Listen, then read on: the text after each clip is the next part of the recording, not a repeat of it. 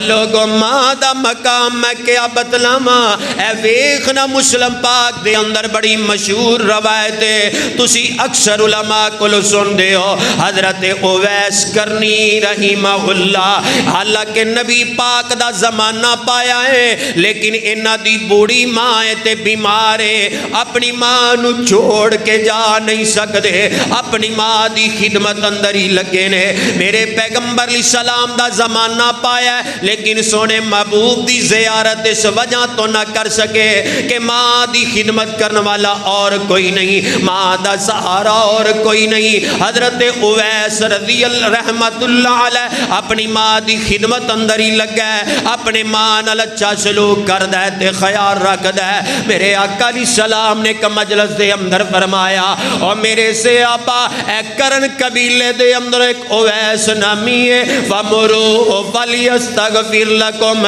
انہاں نو برس دی بیماری لگی سی انہیں اپنی ماں دی خدمت نہیں کیتی ہے انہیں اپنی ماں دے نال پیار نہ کیتا ہے انہیں دعا کیتی تے رب نے بیماریاں دور کر دیتیاں نے اور میرے پروانو وَمُرُوا وَلْيَسْتَغْفِرْ لَكُمْ اگر تہاڈے اندروں کسے دی ملاقات اویس نال ہو جائے اندے کولو دعا کروایا جے رب اویس دی دعا رد نہیں جے کردا